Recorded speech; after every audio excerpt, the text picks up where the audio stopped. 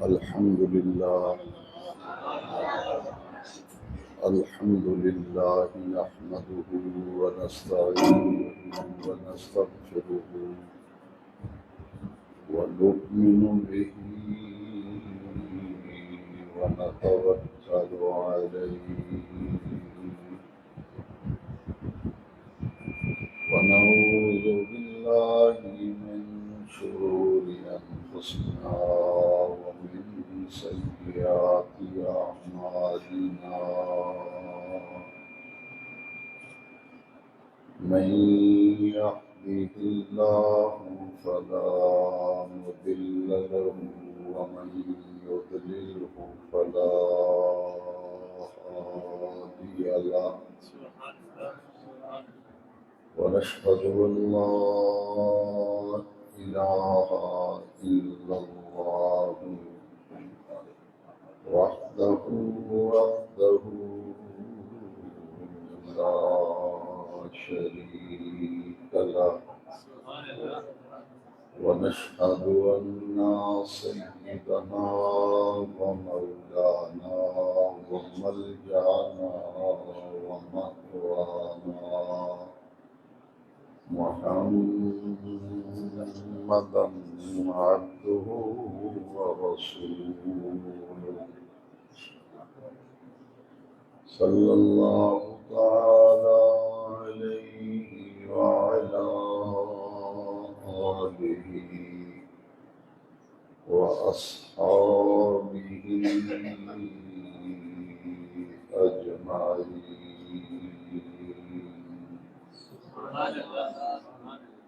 أما بعد فأعوذ بالله من الشيطان الرجيم.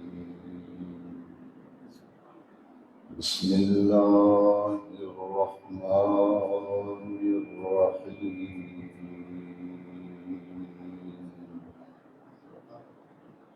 ولا تحسبن الذين قتلوا في سبيل الله أمواتا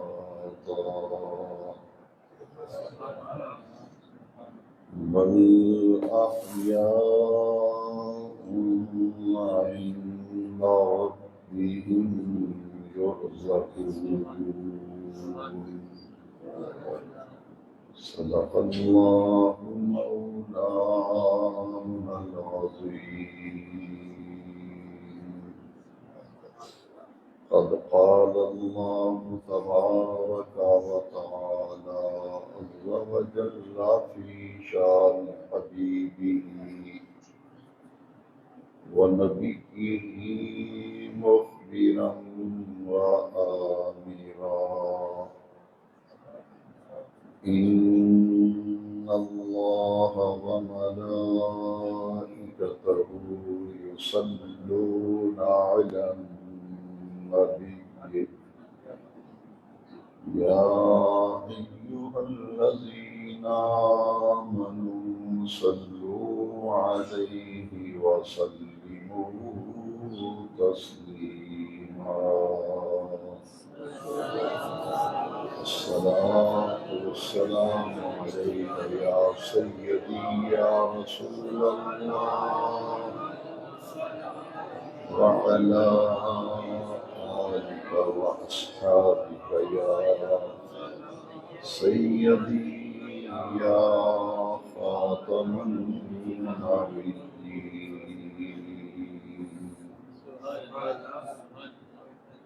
اللہ رب العزت کے فضل و کرم اور لطف و احسان سے ادائیگی جمعۃ المبارک کے لیے ہم سب مسجد میں حاضر ہیں۔ اسلامی سال کا 10واں مہینہ شوال المکرم جاری ہے۔ اسلامی سال کے اس 10ویں مہینے میں اسلام کی تاریخ کا ایک اہم غزوہ جسے غزوہ احد کہتے ہیں وہ شوال المکرم کی 15 تاریخ کو پیش آیا۔ رمضان المبارک میں 17 تاریخ کو سن 2 ہجری میں مقام بدر پر حق اور باطل کا پہلا معرکہ ہوا۔ اس غزوہ بدر میں حق اور باطل کے درمیان فیصلہ کن اور معرکۃ الاعراج جنگ ہوئی، جس کے نتیجے میں اللہ رب العزت نے اہل اسلام کو فتح عطا فرمائی، اور اس غزوہ بدر میں 14 صحابہ کرام شہید ہوئے اور 70 کافر غزوہ بدر میں مارے گئے۔ ان میں سے اہل مکہ کے نامور رؤسائے مکہ، جن میں ابو جہل اور عتبہ اور ان کے ساتھ آنے والے دیگر رؤساء تھے، وہ غزوہ بدر میں قتل ہوئے اور مارے گئے۔ اس غزوہ کے بعد پورے عرب پر اسلام کی فتح کے دور رس نتائج مرتب ہوئے اور عالم کفر پر اسلام اور اہل اسلام کی دھاک بیٹھ گئی۔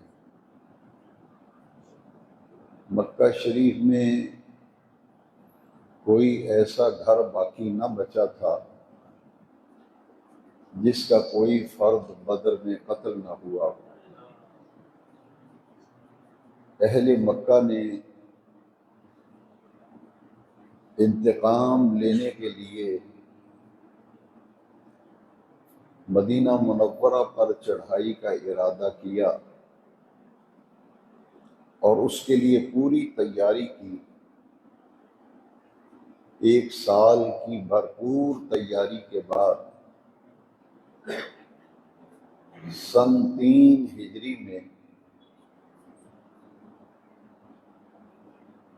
3000 کا لشکر لے کر ابو سفیان اور اس کی بیوی ہند مدینہ منورہ کی طرف روانہ ہوئے۔ سامان جنگ کی بہتات تھی اور اس مرتبہ وہ عورتوں کو، خواتین کو بھی ساتھ لے کر آئے، چونکہ جم کر لڑنے اور مقابلہ کرنے اور بدر کے مقتولین کا بدلہ لینے کا ارادہ تھا۔ پوری تیاری کے ساتھ مدینہ منورہ پر چڑھائی کرنے کے لیے یہ لوگ روانہ ہوئے۔ حضور نبی کریم صلی اللہ علیہ وسلم کو اطلاع ملی کہ قریش مکہ اور کفار مکہ نے مکمل تیاری کے ساتھ مدینہ شریف پر حملے کا ارادہ کیا ہے، اور اس سلسلے میں وہ مکہ مکرمہ سے روانہ ہو چکے ہیں اور مدینہ شریف کی طرف ان کی پیش قدمی جو ہے جاری ہے۔ حضور نبی اکرم صلی اللہ علیہ وسلم نے صحابہ کرام کو جمع کیا اور مجلس مشاورت قائم کی، سب سے مشورہ کیا کہ بتائیے ان حالات میں ہمیں کیا پالیسی اختیار کرنی چاہیے۔ اور ان کی جو لشکر کشی ہے اور بدر کے انتقام کا جو نعرہ ہے، اس حوالے سے ہر ایک اپنی اپنی رائے دے۔ نبی کریم صلی اللہ علیہ وسلم کا ذاتی ارادہ اور رائے یہ تھی کہ ہم مدینہ منورہ میں ہی قیام کریں اور ٹھہریں۔ اگر کفار مکہ مدینہ منورہ پر حملہ آور ہوتے ہیں تو شہر کے اندر رہ کر اس کا دفاع کیا جائے۔ وہ صحابہ کرام جو بدر کے بعد ایمان لائے تھے، وہ غزوہ بدر میں شریک نہیں ہو سکے کیونکہ بعد میں ایمان لائے۔ ان میں غالب اکثریت نوجوان صحابہ کرام کی تھی، جن کے اندر جذبہ شوق شہادت اعلیٰ درجے میں موجود تھا۔ تو انہوں نے رائے دی اور تجویز دی کہ ہماری رائے اور ہمارا مشورہ اور ہماری تجویز یہ ہے کہ اگر مدینہ شریف کے اندر رہ کر ہم مقابلہ کریں گے تو دشمن ہمیں کمزور سمجھے گا، اس لیے ہمیں شہر مدینہ منورہ سے باہر نکل کر دفاع بھی کرنا چاہیے اور ان کا مقابلہ کرنا چاہیے۔ نبی کریم صلی اللہ علیہ وسلم نے ان نوجوان صحابہ کرام کے جذبات کو دیکھتے ہوئے ان کی حوصلہ افزائی فرمائی اور ان کی رائے سے حضور متفق ہو گئے۔ 1000 کے قریب حضور کی معیت میں افراد تھے اور یہ احد کی طرف روانہ ہوئے۔ احد ایک مقام ہے مدینہ منورہ میں، ایک بہت بڑا پہاڑ ہے جس پہاڑ کو جبل احد کا نام دیا گیا۔ اس جبل احد کے دامن میں اہل مکہ کا لشکر جو ہے وہ پہنچ چکا تھا، لہذا اس طرف روانگی ہوئی۔ نبی کریم علیہ السلام کی معیت میں 1000 افراد تھے، لیکن جو بدر میں کیفیت تھی وہی کیفیت جو ہے وہ احد کے اندر تھی کہ سامان جنگ کی کمی تھی۔ وہاں مسلمانوں کی تعداد 313 تھی، کفار کا لشکر 3 گنا زیادہ تھا، اور غزوہ احد کے اندر مسلمانوں سے 3 گنا زیادہ کفار کا لشکر تھا۔ 5 گنا تک یہ تعداد بڑھی، اور احد کے میدان میں مسلمانوں سے 5 گنا زیادہ کفار کا لشکر تھا۔ 1000 آدمی جب احد کے میدان میں پہنچا، ان میں سے منافقوں کا جو رئیس تھا، منافقوں کا سردار تھا، رمضان المبارک کے دروس قرآن میں نے تفصیل سے عرض کیا تھا کہ ان منافقین کا سردار جو تھا ابن ابی،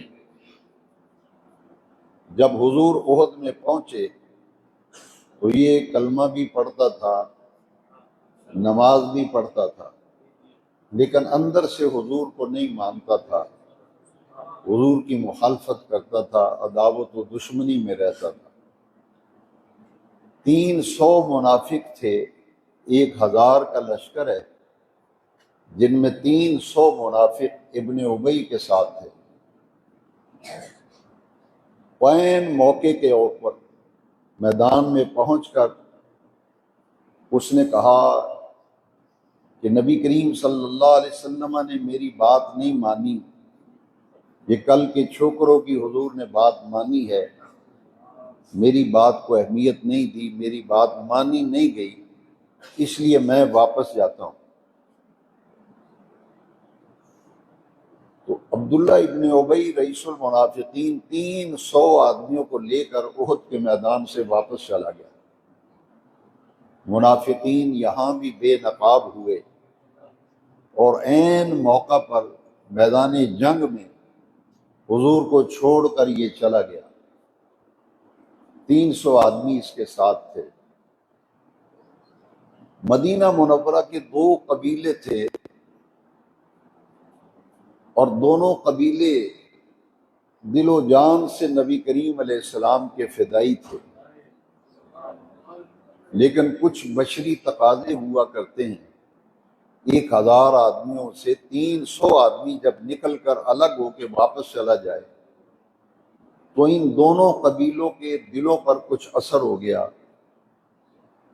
کہ یہ 300 آدمی چھوڑ گئے ہیں تو پیچھے ہم 700 رہ گئے اور ہم سے 5 گنا دشمن ہے، تو ہم کیسے مقابلہ کریں گے؟ ان کے دل پر بھی کچھ منفی اثرات مرتب ہوئے۔ سورہ آل عمران میں قرآن مجید میں اللہ کریم نے فرمایا کہ ان کے دلوں کے اندر جو تھوڑی سی کجی آئی، ہم نے انہیں استقامت دی، ان کے دل کو تقویت بخشی اور یہ پھر سنبھل گئے۔ انہوں نے کہا کہ جیسا کیسا بھی حالات ہوں گے ہم حضور کا ساتھ نہیں چھوڑیں گے۔ لہذا سورہ آل عمران کے اندر اس کی تفصیلات موجود ہے۔ یہ ڈٹ گئے، انہوں نے کہا کہ جو بھی ہوگا دیکھی جائے گی، جب حضور کا کلمہ پڑا ہے تو پھر حضور کا ساتھ ہم کیوں چھوڑیں۔ مدینہ منورہ میں ایک راہب تھا۔ راہب ایسا شخص جو کہ دنیا ترک کر کے وہ یہ سمجھے کہ میں بس اب ایسی زندگی گزاروں گا، دنیا سے الگ تھلگ ہو کر عبادت کروں گا، اور جو بھی تصور اس کے ذہن میں تھا۔ اس شخص کا نام ابو عامر تھا۔ حضور کی ہجرت مدینہ منورہ سے پہلے وہ لوگوں کو بتایا کرتا تھا کہ پہلی آسمانی کتابوں میں نبی آخر الزماں کا ذکر ہے، اور وہ ان قریب ہجرت فرما کے مدینہ منورہ آئیں گے۔ وہ حضور کی قصیدہ خوانی کرتا، حضور کی شان بیان کرتا، اور اس کا ارادہ تھا کہ جیسے ہی وہ تشریف لائیں گے میں ان پر ایمان لے آؤں گا۔ لیکن جیسے ہی حضور ہجرت فرما کے مدینہ شریف تشریف لائے تو اچانک وہ بدل گیا، اور وہ نبی کریم علیہ السلام سے حسد پیدا ہوا۔ جو کل تعریفیں کر رہا تھا، جان فدا کرنے کے لیے تیار تھا، کلمہ پڑھنے ایمان لانے پر رضامند تھا، وہ ایسا بگڑا کہ حسد کا شکار ہو کر وہ بھی حضور کا دشمن بن گیا۔ اور اتنا حسد اس کے اندر پیدا ہوا کہ اس نے کہا کہ میں شہر چھوڑ کر کہیں اور چلا جاتا ہوں، یہاں میری دال نہیں گلتی۔ ابو عامر اس نے جب دیکھا کہ قریش مکہ آئے ہیں، لشکر لے کے آئے ہیں، مسلمانوں کو صفحہ ہستی سے مٹانے کا ارادہ کر کے آئے، تو اس نے اپنے ساتھ 50-60 حواری جمع کیے ہوئے تھے۔ ہر آدمی خاص سچا ہو یا جھوٹا ہو، جب وہ نکلتا ہے تو کچھ نہ کچھ اس کے حامی پیدا ہو جاتے ہیں۔ یہ کوئی دلیل نہیں ہوتی کہ یہ اس کے اتنے فالوور ہیں، یہ کوئی دلیل نہیں، یہ کوئی دلیل نہیں کہ فالوور تو اس کے بھی تھے۔ جیسے مرزا قادیانی کانا تھا دجال، اس کے بھی فالوور اب بھی ہیں جو اس کے نبی مانتے ہیں۔ تو دور حاضر میں کئی فتنے ایسے ہیں کہ نیا فتنہ پیدا ہوتا ہے تو کہتے ہیں جی نوجوان نسل متاثر ہو رہی، ادھر جا رہی تو جائے ادھر، 2 ہی راستے ہیں، تیسرا تو راستہ ہی بھائی جو جاتا ہے جائے۔ کہ حضور کو ظاہری حیات طیبہ 1000 آدمی لے کے حضور نکلے تھے تو 300 منافق تو حضور کو چھوڑ کر احد میں چلے گئے تھے۔ آج بھی کوئی بے ایمان جاتا ہے تو دفع ہو، اس کے جانے سے کوئی فرق پڑتا ہر دور۔ یہ تو حضور کی ظاہری حیات طیبہ کا دور۔ نمازی بھی تھا، کلمہ بھی پڑھتا تھا، حضور کے پیچھے نمازیں پڑھتا تھا، لیکن احد میں حضور کو چھوڑ گیا، اور اکیلا نہیں چھوڑا حضور کو، 300 نال ہواری بھی تھے۔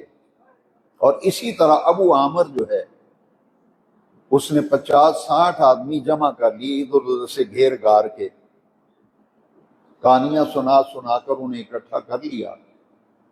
وہ قریش مکہ کے لشکر میں شامل ہو گیا حضور کے خلاف لڑنے کے لیے۔ تو مسلمانوں کی تعداد صرف احد کے اندر کتنی رہ گئی؟ 700۔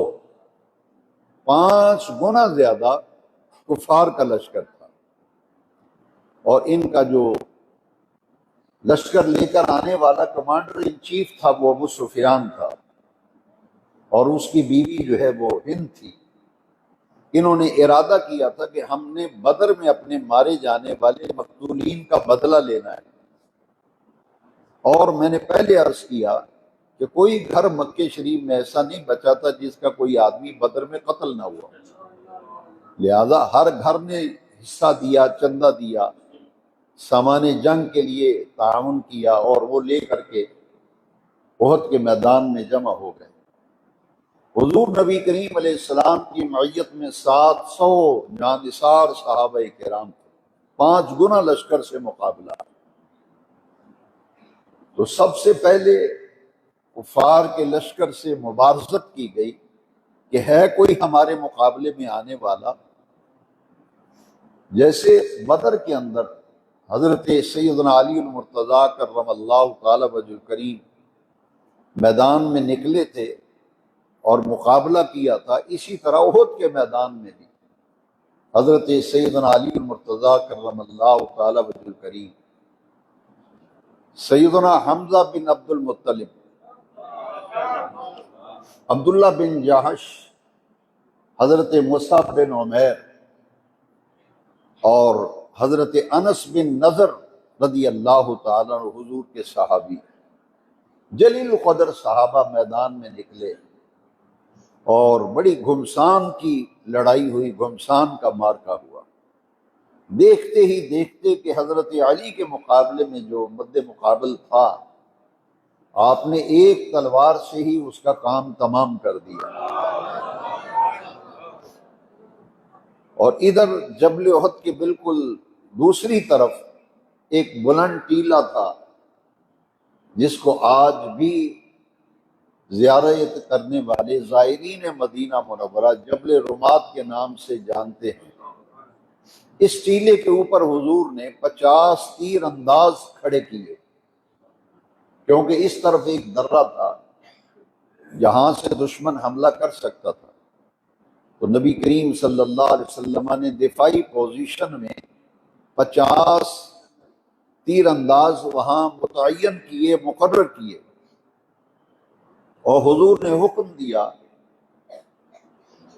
کہ جیسے بھی حالات ہوں اور جو بھی صورتحال ہو، تم نے اس درے کو نہیں چھوڑنا۔ 50 تیر انداز وہاں کھڑے کیے، بڑی مارکا آرائی ہوئی، کفار اپنا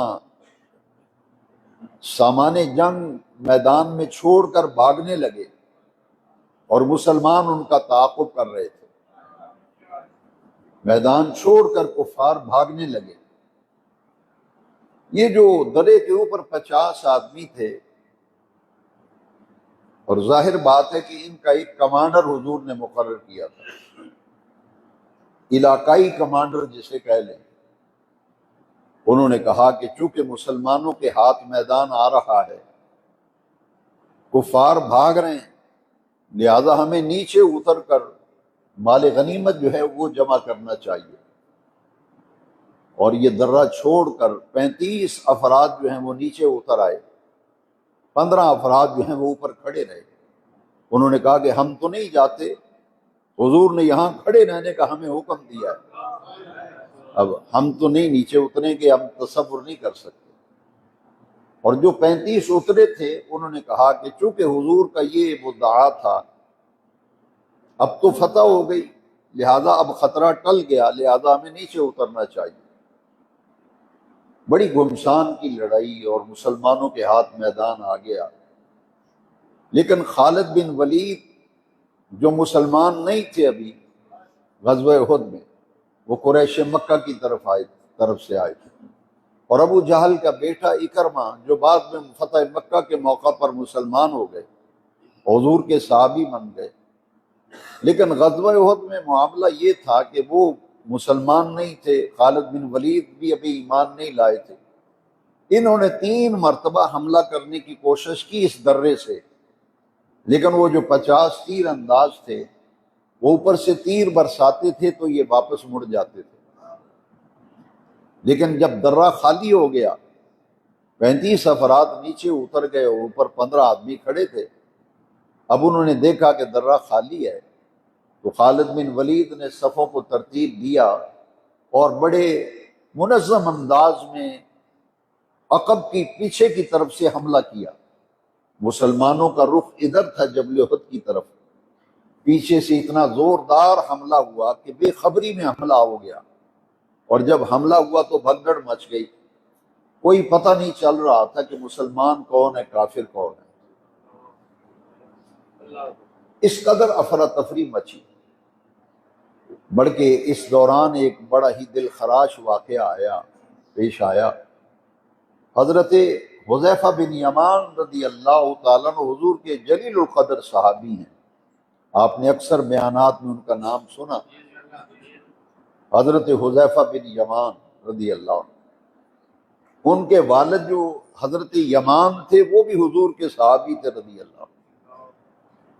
اب 200 کافر ہو، ایک درمیان میں حضور کا صحابی، 200-250 کفار، اور پتہ ہی نہیں چل رہا تھا، افراتفری مچ گئی، بھگدڑ مچ گئی، اور کوئی پتہ نہیں چل رہا تھا کون کدھر سے آ رہا ہے کدھر جا رہا ہے۔ اسی دوران حذیفہ بن یمان رضی اللہ تعالیٰ عنہ، ان کے والد جو ہیں حضرت یمان، وہ مسلمانوں کے ہاتھوں شہید ہوئے، مسلمانوں کے ہاتھوں، کیونکہ پہچان نہ رہی، افراتفری مچ گئی۔ حضرت حذیفہ نے بڑا اونچی آواز میں کہا کہ بھائی یہ میرے والد ہیں، یہ میرے والد ہیں، حضور کے صحابی ہیں حضرت یمان۔ لیکن جب بھگدڑ مچتی ہے، افراتفری مچتی ہے، تو پھر آدمی کچھ نہیں دیکھتا، نہ آؤ دیکھتا ہے نہ تاؤ دیکھتا ہے۔ یہ ایک بڑا افسوسناک واقعہ پیش آیا کہ وہ حضور کے صحابی جو ہیں وہ مسلمانوں کے ہاتھوں ہی احد میں وہ شہید ہو گئے۔ بعد میں حضرت حذیفہ نے کہا کہ میں تمہیں پکار کے کہتا تھا کہ یہ میرے والد ہیں اور ایمان لے آئے ہیں، حضور کے صحابی ہیں، یعنی اس قدر بھگدڑ مچ گئی۔ نتیجہ یہ ہوا کہ 700 صحابہ کرام جو ہیں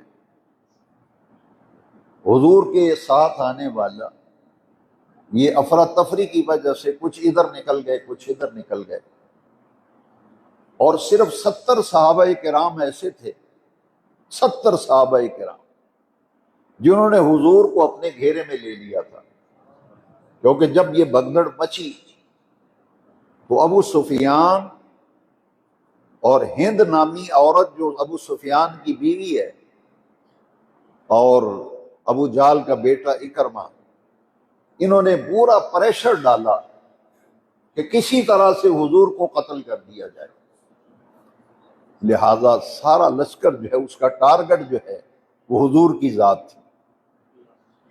ان میں سے پھر 70 صحابہ کرام وہ جان نثار تھے جنہوں نے حضور کو چاروں طرف سے حصار میں لے لیا، اور نبی کریم علیہ السلام درمیان میں تھے۔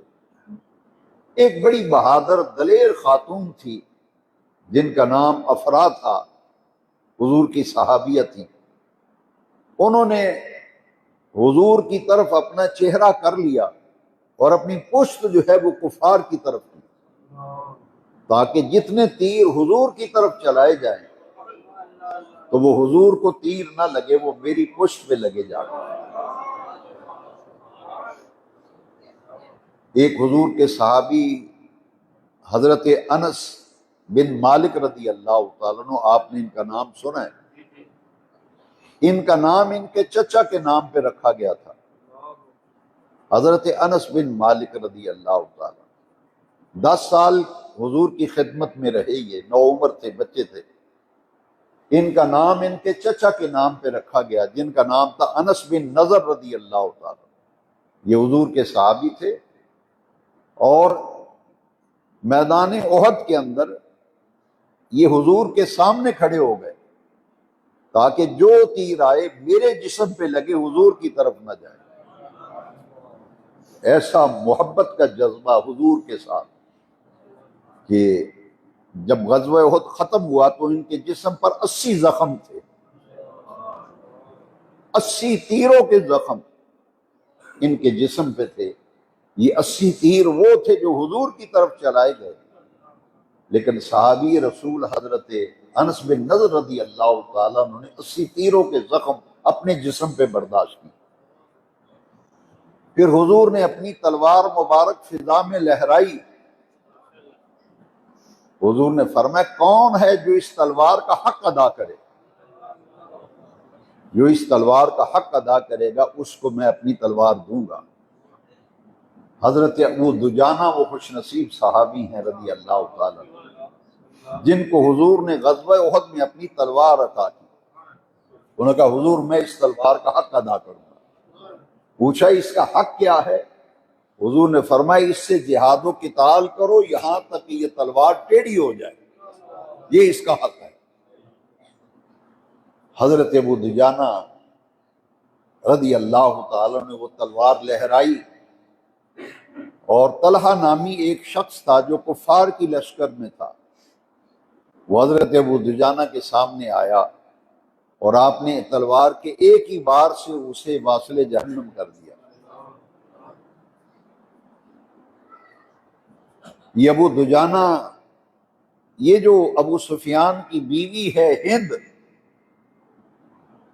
یہ بالکل ان کے ٹارگٹ پہ آ گئی، ہدف پہ آ گئی۔ بس ایک سیکنڈ کی بات تھی، اگر چاہتے تو ایک وار میں ہند کو قتل کرتے، لیکن انہوں نے اپنی تلوار کو واپس کھینچ لیا، اپنی تلوار کو واپس کر لیا۔ اس لیے کسی نے پوچھا کہ یہ تو آپ کے ٹارگٹ پہ تھی، آپ چاہتے تو ایک لمحے میں اسے قتل کر دیتے۔ انہوں نے کہا یہ تلوار کس کی ہے؟ یہ تلوار اس پہ چلے گی جو اسلام کے مقابل میں آئے گا، اسے میں تہہ تیغ کروں گا۔ لیکن چونکہ یہ تلوار حضور کی ہے اور حضور نے ہمیں جو تعلیم دی ہے، اس تلوار سے نہ کسی عورت کو قتل کروں گا نہ کسی بچے کو قتل کروں گا۔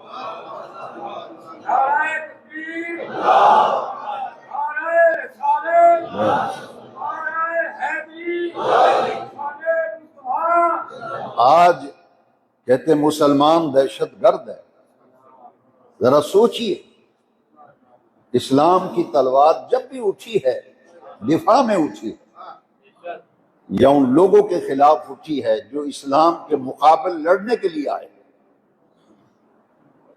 حضرت ابو دجانہ نے کہا یہ تلوار چونکہ حضور کی ہے، اس لیے اس تلوار کو نہ کسی عورت پہ چلاؤں گا نہ کسی بچے پہ چلاؤں گا۔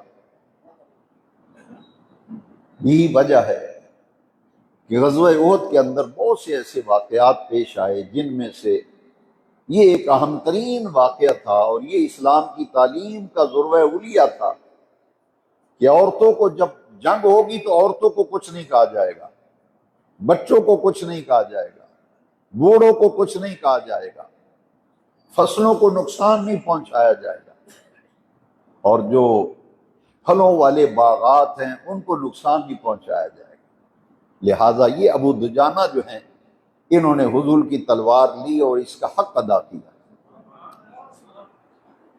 یہ جو افراتفری اور بھگدڑ مچی، اس میں 70 صحابہ کرام حضور کے ارد گرد بڑی انہوں نے اذیتیں برداشت کی، جن میں انس بن نضر رضی اللہ تعالیٰ عنہ، جیسا کہ میں نے ابھی عرض کیا کہ یہ واحد صحابی ہیں جن کے جسم کے اوپر 80 تیروں کے نشان تھے، شدید زخمی تھے۔ یہ حضرت انس بن مالک رضی اللہ تعالیٰ عنہ کے چچا ہیں۔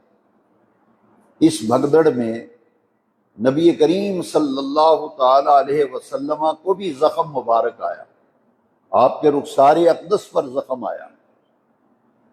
اور آپ کے دندان مبارک زخمی ہوئے اور خون بہا۔ اس کیفیت کو دیکھ کر صحابہ کرام نے اپنا گھیرا جو ہے اسے اور مضبوط کیا، اور ان میں بڑے بڑے سیدنا ابو بکر صدیق رضی اللہ تعالیٰ عنہ، یہاں تک کہ تاریخ کے صفحات پر آج بھی موجود ہے کہ ام المومنین حضرت عائشہ صدیقہ رضی اللہ تعالیٰ اور حضور کی جلیل القدر صاحبزادی سیدہ فاطمہ الزہرا سلام اللہ علیہا بنفس نفیس جب حضور زخمی ہوئے تو حضور کے پاس یہ حضرت زہرا پاک بھی فوراً پہنچ گئی، حضرت عائشہ صدیقہ بھی پہنچ گئی رضی اللہ، اور ایک سوتی ٹاکی لے کر، کپڑا تھا چھوٹا سا سوتی، اسے آگ میں جلایا گیا، اس کی راکھ جو ہے اس سے مرم پٹی کی گئی حضور کے زخم۔ اور اسی دوران قریش مکہ کے لشکر کے ایک آدمی نے، بلکہ بعض روایات میں تو اسی ابو عامر کا نام آتا ہے، کہ اس نے ایک پہاڑی پہ اوپر چڑھ کے اعلان کیا ان قد قتل محمد صلی اللہ علیہ وسلم، اس نے کہا مسلمانوں تمہارے محمد تو قتل ہو گئے ہیں صلی اللہ علیہ وسلم۔ یہ ایک جنگی چال تھی، جیسے جھوٹی افواہیں پھیلائی جاتی ہیں، جب کوئی اہم واقعہ ہوتا ہے یا بلوہ ہوتا ہے تو اس موقع پہ ناجائز فائدہ لوگ اٹھاتے ہیں، جھوٹی خبریں بے پر کی افواہیں اڑاتے ہیں۔ یہ افواہ بڑی تیزی سے پھیل گئی احد میں کہ حضور تو شہید ہو گئے ہیں، قتل ہو گئے ہیں۔ صحابہ کرام کے دلوں پر اس قدر اثر ہوا اس افواہ کا اور اس خبر کا کہ بعض صحابہ کرام نے تو اپنی تلواریں زمین پہ رکھ دی اور وہیں لیٹ گئے۔ انہوں نے کہا کہ جب حضور کی خاطر ہی تو لڑنے کے لیے آئے ہیں، حضور کی آواز پر آئے ہیں، تو جب حضور ہی نہیں رہے تو پھر ہمارے لڑنے کا کیا فائدہ۔ یہ ایک بڑا دردناک منظر تھا احد کے میدان، اور یہ کافر جو ہیں انہوں نے ایسی تباہی مچائی کہ مسلمانوں کا باری بار کم نقصان ہوا۔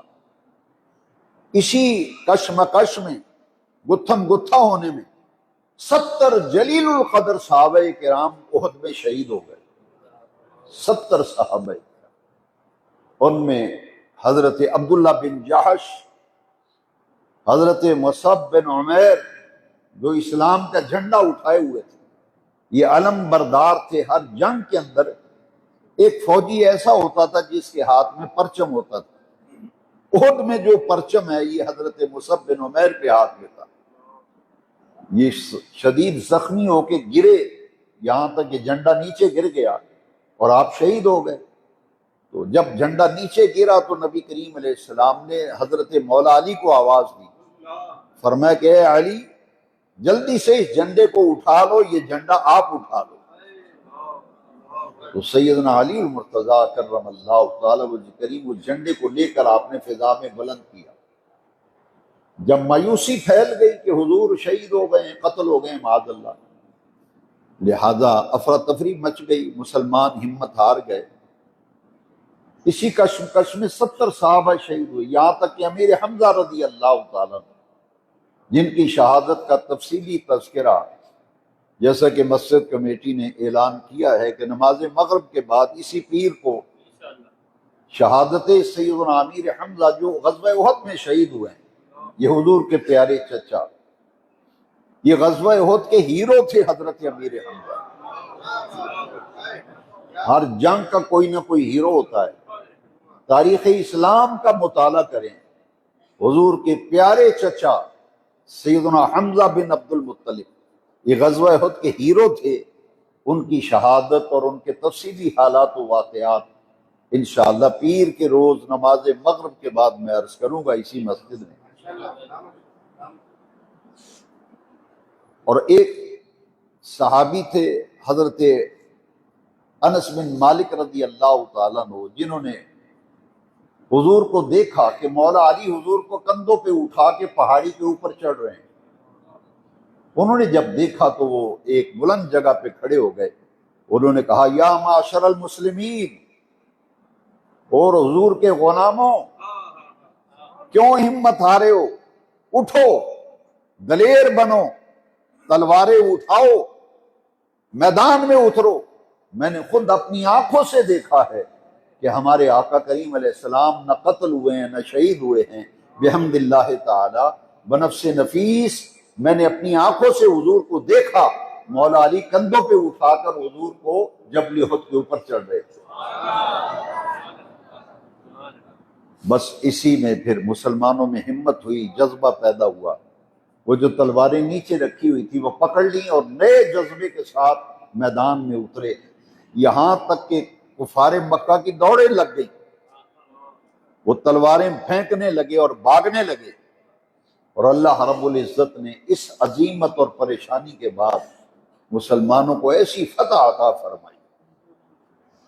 اسی کشمکش میں ایک حضور کے نوجوان صحابی تھے جن کا نام حنظلہ تھا رضی اللہ تعالی، ان کی شادی تھی، اور جس رات غزوہ احد کے لیے حضور تیاری فرما رہے تھے یہ ان کی شب زفاف تھی، جسے ہمارے معاشرے میں سہاگ رات کہتے ہیں۔